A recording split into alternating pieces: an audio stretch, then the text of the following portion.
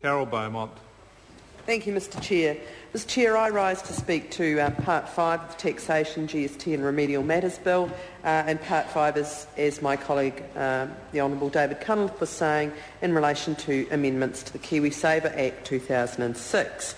The amendments that are in the bill are ones that have been scrutinised by a select committee, so that's something, and they cover a range of provisions from 94 through to 100C, Schedule 1, KiwiSaver scheme rules, and cover various provisions around the Commissioner provisionally allocating people to default schemes, the completion of allocation to default schemes if a person does not choose his or her own KiwiSaver scheme, involuntary transfers, the sending of information, initial steps in winding up KiwiSaver schemes and the like.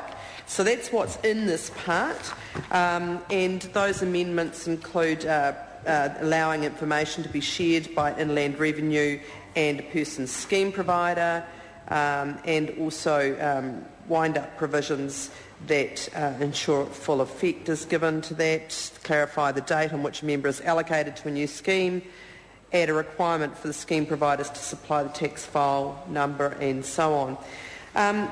So I wasn't on the select committee that dealt with this, but at least, as I say, this was dealt with the select committee.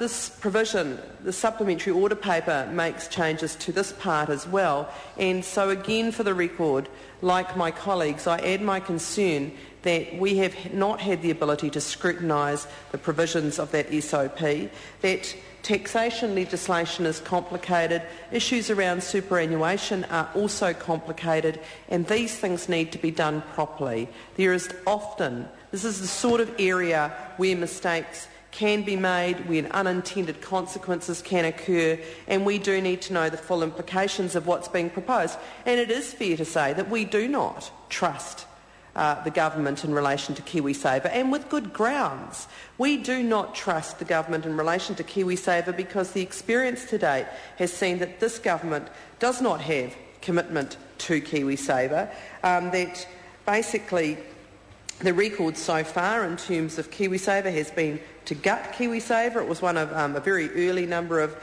acts of this government, and KiwiSaver, as we should all recall, was an important attempt by the last government to really start to lift private saving, to lift household saving, to assist individuals in saving for their superannuation, but more than that, to provide a pool of private savings that then is available for investment, including investment in this country, something that is very, very lacking. And it is one of the structural weaknesses in this economy and in our country that we don't have a pool of money available for investment into our own businesses to ensure that we create the quality jobs and provide the goods and services that we want as a nation. And we have recently seen commentators, Standard & Poor's, for example, talking about our problem with saving and our level of overseas indebtedness, particularly in the private sector. And this is something we need to deal with. Now, it's taken a long time, but the government seem to have finally latched onto that. And so what have they done? Well, they have, of course, set up a savings committee. But they've done this after, of course, gutting KiwiSaver, which, as I say, was a real attempt to do something about individual saving and household saving, and of course in the pre-funding of national superannuation. Now, these things are serious. As it happens, yesterday I was in the situation of going to a briefing by Professor Judith Davey about our ageing population, and of course that adds another dimension onto the importance of saving for superannuation, and that whole debate. Of course, the Retirement Commissioner has just released a report on the issue of superannuation. This is a huge debate for us. The demographics are absolutely compelling in terms of our ageing population and the implications for that in terms of the provision of superannuation.